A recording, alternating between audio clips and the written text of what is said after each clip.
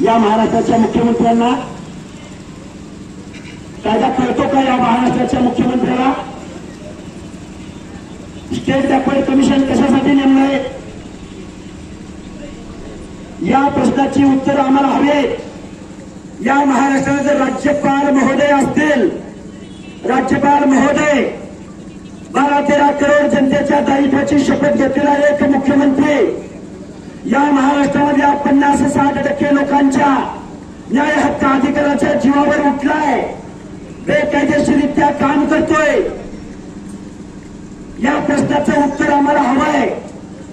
देशाच्या राष्ट्रपतींना आम्ही हा प्रश्न विचारतोय, देशाच्या पंतप्रधानांना हा आम्ही प्रश्न विचारतोय। राज्य मागासवर्ग आयोग, सन्माननीय सर्वोच्च न्यायालय, तत्कालीन औरंगाबाद खंडपीठ आणि आताच छत्रपती संभाजीनगर त्या हायकोर्टाचं जजमेंट पायदळी तुडवलं जातंय। आणि एक जरांगे नावाचा माणूस, खरं तर आम्ही संविधानाची भाषा बोलणारे आम्ही दोघेही कार्यकर्ते आहोत, पण जरांगे नावाचा माणूस, खरं तर तुम्ही गावगाड्यातली माणसं आहात, महाराष्ट्राला मला सांगायचं आहे, तमाशामधला सोंगाड्या असतो ना, तमाशातला सोंगाड्या, करमणूक करणारा, बतावणी करणारा माणूस, त्या माणसाच्या सांगण्यावरनं महाराष्ट्राचा मुख्यमंत्री जी.आर. करतो।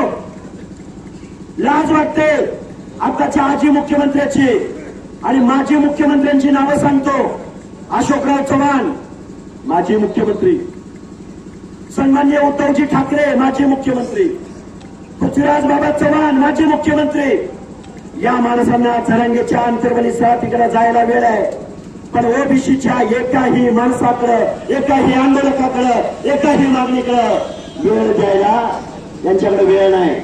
सन्माननीय राहुलजी गांधी, तुम्ही ओबीसीची भाषा बोलता राष्ट्रीय स्तरावर, हा पृथ्वीराज चव्हाण नावाचा जातीवादी माणूस अंतर्गत सराटीला जाऊन आला। आमच्या ओबीसीची काय भावना ऐकावी ना त्या पृथ्वीराज बाबानं। दरबारी माणूस, तुला काय माहितीये महाराष्ट्र, काय माहितीये यात्रा पकडली जाते, काय माहितीये ओबीसी वर्ग? या जरांगे नावाच्या माणसाला मी बतावणीकार म्हणलं, सोंगाड्या म्हणलं। खरं तर मी तो बिग बॉसचा जो कार्यक्रम आहे ना, त्या प्रोड्युसरना सांगेल की बघा एखादं येलो कार्ड, रेड कार्डच्या द्वारे या जरांगेला तुमच्या बिग बॉस मध्ये घ्या। याच्यापेक्षा या जरांगेची कुठलीही लायकी नाही। प्रत्येक आंदोलनाला वेगळी मागणी। या प्रश्नाकडे लक्ष वेधून घेण्यासाठी आम्ही आज वडीगोद्रीच्या या ओबीसीच्या पंढरीमध्ये, सामाजिक न्यायाच्या पंढरीमध्ये आम्ही आज इथं उपोषणाला बसलोय। उपोषणाला बसावं लागतंय। खरं तर उपोषण हे लोकशाहीमधलं सामान्य जनतेच्या प्रश्नाकडे लक्ष वेधून घेणारं खूप मोठं या लोकशाहीमधलं वेपन आहे। पण या महाराष्ट्र सरकारनं परत एकदा अंतर्वली सराटीमध्ये उपोषण सुरू झालं। आमच्या मनामध्ये इच्छा नसताना सुद्धा जर सरकारला उपोषणाचीच भाषा करत असेल, जर सरकारला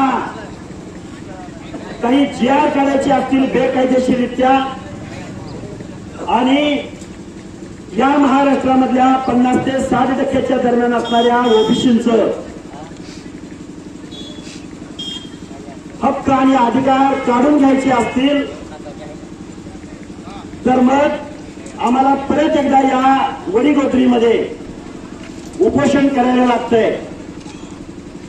खूप खेदाने नमूद करावंसं वाटतं, आज माझ्याबरोबर माझे सहकारी नवनाथाबा वाघमारे आणि अंबड तालुक्यामधल्या आणि वडीगोद्रीच्या परिसरामधल्या पंचक्रोशीमधली सगळी माणसं, अगदी माता भगिनी, कष्टकरी माणसं आज या वडीगोद्रीमध्ये आलेली आहेत। या सगळ्या माणसांचं, या सगळ्या ओबीसी प्रवर्गामधल्या, विजयंती प्रवर्गामधल्या, एसबीसी प्रवर्गामधल्या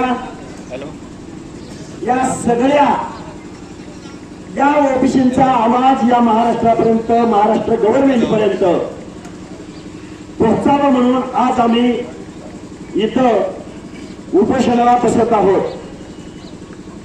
मी या सर्व मंडळींचा आभार व्यक्त करतो आणि विशेष करून वडीगोबरी गावच्या ग्रामस्थांचं आणि वडीगोबरी गावातल्या आमच्या सर्व मित्रमंडळींचं विशेष करून आभार व्यक्त करतो. आज गेवराई परिसर असेल, खूप तालुक्यात आजूबाजूचे खरं तर पैठण असेल,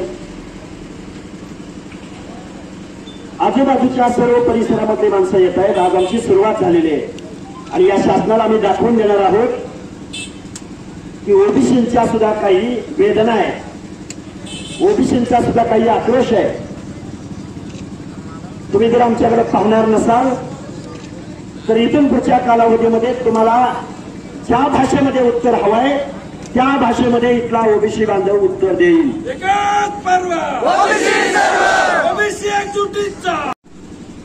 आम्ही छाती टोकून सांगतो या महाराष्ट्राला, होय आम्ही आहोत समर्थक. पण तुम्ही सांगा, तुम्ही कुणाचे समर्थक आहात? सांगा, आम्ही पाप करतोय का? तुम्ही कुणाचे समर्थक आहात हे एकदा पुढे येऊन सांगा, महाराष्ट्राला सांगा. आणि एक सांगतो, अरे त्या पुण्याच्या सेनापती बापट रोडवरती सारथीची बिल्डिंग तयार होते, पण ओबीसीच्या महाज्योतीला एक साधी ऑफिसला कार्यालय सुद्धा मिळत नाही. हा सामाजिक न्याय आहे महाराष्ट्रामध्ये? देवेंद्र फडणवीसांना सांगणंय, फडणवीस साहेब तुम्ही सांगितलं की मराठा बांधवांना आम्ही 1 लाख उद्योग दिले,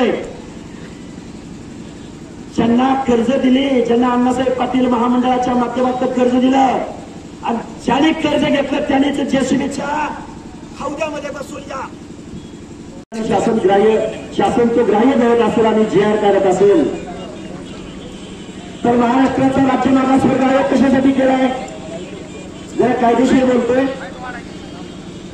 1992 ला इंदिरा साहानी जजमेंट मध्ये सरळ सरळ प्रत्येक देशातल्या प्रत्येक घटक राज्याला सांगितलेलं आहे की जर एखाद्या कम्युनिटीला तुम्हाला आरक्षण द्यायचं असेल, जीआर काढायचा असेल तर राज्य मागासवर्ग आयोगाच्या शिफारशीशिवाय तुम्हाला असा कोणताही जीआर काढता येत नाही.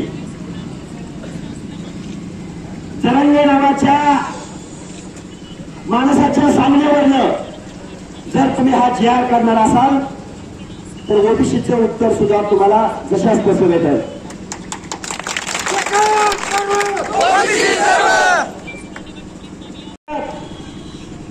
तुतारीचं चिन्ह टाक आणि बारामतीच्या इशाऱ्यावर आंदोलन कर, पण तरी सुद्धा ओबीसीच्या घटनात्मक चौकटीत प्रवेश करायला परवानगी नाही. Yes!